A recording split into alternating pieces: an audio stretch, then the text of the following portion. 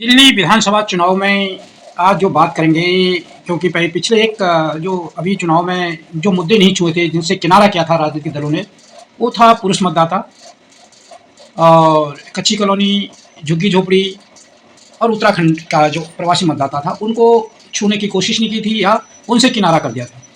अब अमित शाह जो गृह मंत्री हैं, उन्होंने झुग्गी-झोपड़ियों के ऊपर अपना ध्यान केंद्रित किया है और जो झुग्गी-झोपड़ियों के जो प्रधान हैं, उनकी एक मीटिंग ली है और क्या बात कही है वो इस वीडियो में डिटेल से बात करेंगे कि अमित शाह ने बोला कि उनको केजरीवाल ने उनको ठगा है, जो संत थे अन्ना हजारे, उनको ठगा और अब ये तुम्हारे पास अवसर है कि 5 फरवरी को केजरीवाल ने जो धोखा किया, जो आपदा है, क्योंकि बीजेपी बार-बार एक शब्द का इस्तेमाल करती है कि जो आम आदमी पार्टी की सरकार है या आपदा सरकार है, तो वो तुम्हें उससे निजात पाने का मौका है और इसमें जो अहम भूमिका निभानी है, आप लोगों ने निभानी है, आपकी ज़िम्मेदारी है। ये कहा गया झुग्गी-झोपड़ी वालों से। क्या है पूरी बातचीत, क्या होगा उनका जो ये था, उनके साथ जो मीटिंग हुई उसमें क्या बातें हुई, वो इसमें विस्तार से बात करेंगे। आप वीडियो को अंत तक देखें। नमस्कार, मैं नंदन सिंह बिष्ट, आप देख रहे हैं इमेम दस्तावेज। अगर आप इस वीडियो को यूट्यूब चैनल पर देख रहे हैं और चैनल पर नए हैं तो चैनल को सब्सक्राइब करें, बेल का आइकन भी दबाएं। अगर आप इसको फेसबुक पेज पर देख रहे हैं तो पेज को लाइक करें। अगर आप इसको इंस्टाग्राम पर देख रहे हैं तो हमें फॉलो करें और वीडियो को शेयर करते रहें। तो दिल्ली में गृह मंत्री अमित शाह ने शनिवार को झुग्गी बस्तियों के जो प्रधान थे, उनका एक सम्मेलन में कहा कि दिल्ली के जो झुग्गीवासी झूठे वादे करने वाले अरविंद केजरीवाल को अब क्या करेंगे, सबक सिखाने जा रहे हैं। 5 फरवरी को दिल्ली की जो आपदा, आप अलग है, दा शब्द ये इस्तेमाल करते हैं, आपदा से मुक्ति का दिन। इस दिन दिल्ली के जो करप्शन से मुक्ति मिलेगी और आप सरकार से दिल्ली को नरक बनाने का काम जो किया है उससे भी जो उनको मुक्ति मिलेगी। उन्होंने कहा कि जिन लोगों ने भ्रष्टाचार के खिलाफ आंदोलन किया, अन्ना जैसे संत पुरुष को आगे करके सत्ता में आए, मतलब अन्ना जैसे रामला ग्राउंड में लोग धरना में बैठे थे और उसका नेतृत्व अन्ना हजारे ने किया था, उसका वो जिक्र कर रहे हैं। उन्होंने इतना भ्रष्टाचार किया कि सारे रिकॉर्ड टूट गए। दिल्ली सरकार 10 साल से डिजास्टर बनी हुई है और कहाँ से कहाँ पहुँच गया, जो ये पूरा देश कहाँ से कहाँ पहुँच गया, परंतु ये है वो जहाँ के तहाँ रह गए हैं। ये बाकी लोग कह रहे हैं कि केजरीवाल को वोट मत दो क्योंकि वे झूठे विश्वासघाती और भ्रष्टाचारी हैं। सम्मेलन में राजधानी के करीब 30,000 झुग्गी बस्तियों के प्रधानों ने हिस्सा लिया था और शाह उनकी समस्याओं को सुन रहे थे। केजरीवाल में सारे गुण हैं, वो झूठ भी बोलते हैं, गरीबों के प्रति संवेदनशीलता नहीं है और भ्रष्टाचार से देश के नंबर 1 बने हुए हैं। कहा कि केजरीवाल ने 10 साल में कुछ नहीं किया और अगर आपसे काम नहीं हो पा रहा है तो सत्ता छोड़ दो, भाजपा विकास के सारे काम कर देगी। लेकिन ये तो सत्ता छोड़ने वालों में से नहीं है, जेल जाकर भी इस्तीफा ना देने वाला एकमात्र मुख्यमंत्री केजरीवाल है। उन्होंने कहा, दूसरी जो बात उन्होंने कही, उन्होंने कहा कि प्रधानमंत्री मोदी ने भरी सभा में कहा कि यह मोदी की गारंटी है कि एक-एक झुग्गी को वो पक्का मकान वालों को पक्का मकान देने का काम भाजपा करेगी। हमने करके दिखाया है, हमने गरीब कल्याण के सारे काम 10 साल में धरातल पर किए हैं। हमने 3.5 करोड़ गरीबों को घर दिए, 10 करोड़ से ज़्यादा गरीबों को गैस का सिलेंडर दिया और 6 लाख गाँव में 2 करोड़ 62 लाख घरों में बिजली दी, 12 करोड़ गरीबों को घर में शौचालय बनाए। तीसरी बात है, वो कह रहे केजरीवाल ने क्या किया कि अन्ना से लेकर दिल्ली वालों को धोखा दिया है। केजरीवाल दिल्ली के लिए आपदा हैं, उन्होंने भ्रष्टाचार से लड़ने का वादा करके लोगों के साथ धोखा दिया है, जबकि वह खुद भ्रष्टाचार में लिप्त हैं। देश ने तरक्की की है लेकिन दिल्ली अभी भी विकास का इंतजार कर रही है।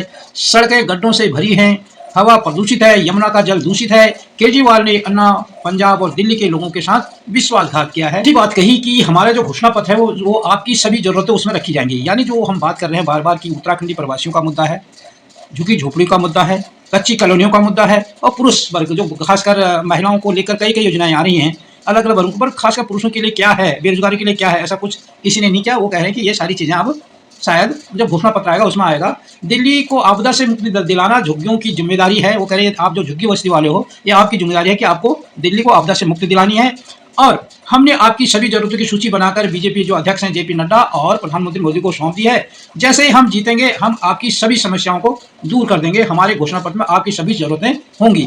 तो ये जो घोषणा पत्र आएगा उसमें एक भी गरीब कल्याण योजना बंद नहीं होगी, जहाँ से मैं मत आएगा हर झुग्गी की जगह पक्का मकान भाजपा देगी। ये लगातार कई सालों से हो रहा है, परंतु शुक्र है कि इस विधानसभा में इस चीज़ को फिर दोहराया गया, क्योंकि अभी तक ये पार्टियां किनारा करती रही है कच्ची कॉलोनियों को लेकर और झुग्गी झोपड़ियों को लेकर। परंतु अब कम से कम देश के गृह मंत्री अमित शाह ने झुग्गी झोपड़ियों वालों को तो कह दिया है कि जो हमने कहा है कि जहां झुकी वही मकान, वो भाजपा करेगी। दिल्ली में सभी 17 सीटों पर सिंगल फेज में 5 फरवरी को वोटिंग होगी। रिजल्ट 8 फरवरी को आएंगे। तारीखों की घोषणा के दिन चुनाव प्रक्रिया पूरी होने यानी 10 फरवरी तक करीब 35 दिन लगेंगे। 1.5 घंटे के प्रेस कॉन्फ्रेंस में सिर्फ 10 मिनट दिल्ली चुनाव पर बोले। बाकी उन्होंने 3 शायरियां सुनाई और अपनी सफाई दी। लोग शायराना बनता है जब लोग गद्दी की जगह में पद्य ज़्यादा बोलते हैं, तो ऐसा लगता है कि वो किसी दबाव में काम कर रहा है, मैं बोलूँ ना बोलूँ। और फिर जब गद्दी में बोलना होता है तो स्पष्ट बोलता है, तो जब उसको बातें अपनी स्पष्ट करने में झिझक लगती है तो वो शायराना अंदाज में बोलने लग जाता है। वो बातें उन्होंने भी अपनी लिस्ट में गड़बड़ी और खास वर्ग के वोटर्स के नाम हटाने जैसे विपक्ष के आरोपों का जवाब भी उस दौरान दिया। तो एक बात इसमें भी कहने की, अभी फिर संजय सिंह ने आरोप लगाए हैं। उन्होंने एक एक घर का पता दिया है और बताया है कि किस घर में कितने वोटर ऐड हो गए हैं। और तो ये अब देखने की बात है कि जो ये वोटर ऐड हो गए हैं, कहीं वोटरों के नाम डिलीट कर दिए गए हैं और कहीं ऐड हो रहे हैं। तो ये बहुत इस तरीके से लोगों को जो एक मताधिकार है, जो प्रजातंत्र के तहत उनको एक अधिकार मिला है वोट देने का, अगर उनका नाम काट कर वो अधिकार छीन दिया जाएगा, जो सोशल मीडिया और राजनीतिक दल दिखा रहे हैं कि जो डिलीशन वो है काफ़ी मात्रा में वोटों का और फर्जी वोटों का भी काफ़ी मात्रा में जोड़े गए हैं, ये बड़ा खतरनाक हो रहा है। और जो लोगों का मत का अधिकार है उनको वोट देने का, उससे भी उनको वंचित रखने की कोशिश हो रही है, जिससे जो एक अपराध है, अगर ये अपराध है तो इसके खिलाफ केस होना चाहिए, लोगों को अदालत में जाना चाहिए और इसको चैलेंज करना चाहिए। राष्ट्रीय विधानसभा चुनाव में लोगों ने ये भी सवाल उठाया था कि जो सीरियल नंबर है वो मैच नहीं कर रहा था, सील प्रॉपर नहीं थी और जो चार्जिंग थी वो प्रॉपर नहीं थी, तो उनका कोई समाधान नहीं हुआ। वोटर वहाँ भी एक बताया जाता है 118 विधानसभा ऐसी थी जिन पर बहुत ज़्यादा कई लाख वोटर बढ़ाए गए थे और बाद में रिजल्ट ये हुआ कि उनमें से 102 सीटों पर भारतीय जनता पार्टी जीती। तो दिल्ली में विधानसभा सीटें हैं वो 70 हैं और बहुमत 36 का है।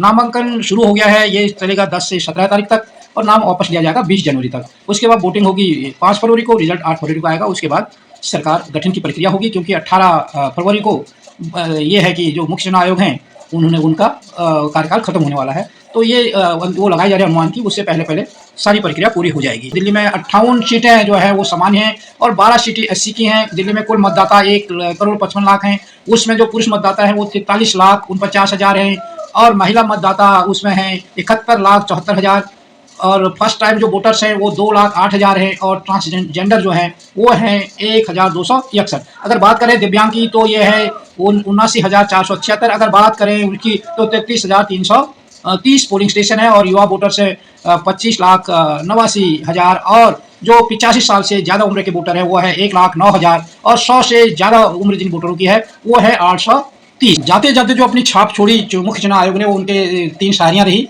उसमें से एक शायरी उन्होंने कहा था, सब सवाल अहमियत रखते हैं, जवाब तो बनता है, आदतन कलमबंद जवाब देते रहे, रूबरू जवाब बनता है, क्या पता कल हम हो ना हो, आज जवाब तो बनता है। दिल्ली विधानसभा चुनाव 2025 के लिए भारतीय जनता पार्टी ने अपनी दूसरी लिस्ट 29 प्रत्याशियों की निकाल दी है। पहली लिस्ट भी उन्होंने 29 की निकाली थी, अब दूसरी लिस्ट भी 29 की आई है, जिसमें उन्होंने क्राउन नगर से 5 बार के विधायक का टिकट काटा। वहां पर कपिल मिश्रा को उतारा है। वहां पर जो थे मोहन सिंह बिष्ट थे, उत्तराखंड के मूल निवासी थे और उनका टिकट काट दिया गया है और वहाँ पर कपिल मिश्रा को वो दिया है, चुनाव लड़ने का मौका दिया है। और वो मैं पहले भी वीडियो में बताया था कि इस बार उत्तराखंडी प्रवासियों को से पार्टियों ने किनारा किया है। दिल्ली विधानसभा चुनाव को लेकर भाजपा ने फिर 29 नामों की दूसरी लिस्ट जारी की है। भाजपा ने लक्ष्मीनगर विधायक अभय वर्मा का टिकट रिपीट किया है, जबकि क्राउन नगर से 5 बार के जो विधायक रहे मोहन सिंह बिष्ट और जो विषम परिस्थितियों में भी जीत के आए, उनका टिकट काट दिया है। उनकी जगह कपिल मिश्रा को टिकट मिला है। पूर्व CM मदन लाल खुराना के बेटे हरीश खुराना को मोतीनगर से, क्योंकि जो मदन लाल खुराना थे वो हमेशा मोतीनगर से चुनाव लड़ते थे, उनके बेटे को भी मोतीनगर से टिकट दिया है। पार्टी ने 26 सीटों पर अपने पिछले उम्मीदवार बदले हैं। सिर्फ 2 उम्मीदवार ऐसे हैं जिनको 2020 चुनाव हारने के बाद फिर टिकट मिला है। इसमें त्रिनगर से तिलक राम गुप्ता और द्वारका से ही प्रद्युम्न राजपूत हैं। दूसरी लिस्ट में 9 पार्षदों को मैदान में उतारा गया है। इसमें पिछले महीने भाजपा में शामिल हुए आम आदमी पार्टी पार्षद प्रियंका गौतम भी हैं, वे अभी कोंडली वार्ड से पार्षद हैं। पूर्व मेयर श्याम शर्मा को हरिनगर से उतारा गया है। पिछली बार इस सीट से तेजेंद्र पाल सिंह बग्गा ने चुनाव लड़ा था। 5 महिलाओं को टिकट दिया गया है, इनमें से 2 SC हैं। लिस्ट में 3 SC नेताओं के नाम हैं। वहीं तुगलकाबाद सीट से 2 बार भाजपा से हार रहे विक्रम बिधोड़ी की जगह मनोनीत पार्षद रोहतास बिधोड़ी को टिकट मिला है। विक्रम कालकाजी सीट से भाजपा उम्मीदवार रमेश बिधोड़ी के भाई हैं। भाजपा की जो दूसरी लिस्ट है, अगर हम उसकी बात करें तो क्राउन नगर से कपिल मिश्रा को दिया है, नरेला से राजकरण खत्री को दिया है, तिमारपुर से दिया है सूर्य प्रकाश खत्री को, मुंडका से दिया है गजेंद्र दराल को, किराड़ी से दिया है बजरंग शुक्ला को, सुल्तानपुर माजरा से मिला है कर्म सिंह कर्मा को, शकूर बस्ती से मिला है कर्नल सिंह को, और त्रिनगर से मिला है तिलक राम गुप्ता को। बात करें सदर बाजार से, यहाँ मिला है मनोज कुमार जिंदल को, और चांदनी चौक से सतीश जैन को, मटियाला महल से दीप्ति इंदौरा को, मारन से मिला है कमल बागड़ी को, मोतीनगर से मिला हरीश खुराना को, मादीपुर अनुसूचित जाति की सीट है, रिजर्व सीट है, उन मिला कैलाश गंगवाल को मिला है, हरिनगर से मिला है श्याम शर्मा को, तिलक नगर से श्वेता सैनी को मिला है, और विकासपुरी से मिला है डॉक्टर पंकज कुमार को, और उत्तम नगर से पवन शर्मा को, द्वारका से धुमन राजपूत को मिला है, मटियाला से संदीप सहरावत को मिला है, नजफगढ़ से पहलवान को मिला है, और पालम से कुलदीप सोलंकी को मिला है, राजेंद्र नगर से उमंग बजाज को मिला है, और नीरज बसोया कस्तूरबा नगर से नीरज बसोया को मिला है, तुगलकाबाद से रोहतास बिधुली को मिला है, खला से मनीष चौधरी को मिला है, कोंडली अनुसूचित जाति के लिए यहाँ प्रियंका गौतम को मिला है, लक्ष्मी नगर से अभय वर्मा को मिला है, और सीरमपुर से अनिल गौड़ को इन्होंने इस लिस्ट में उम्मीदवार बनाया है। इससे पहले भारतीय जनता पार्टी ने एक लिस्ट निकाली थी 4 जनवरी को, वहां भी 29 उम्मीदवारों की लिस्ट थी। ईमेल दस्तावेज पर ये थे दिल्ली विधानसभा चुनाव 2025 से जुड़ी खबरें। आपको वीडियो कैसा लगा आप अपनी टिप्पणी में जरूर लिखना।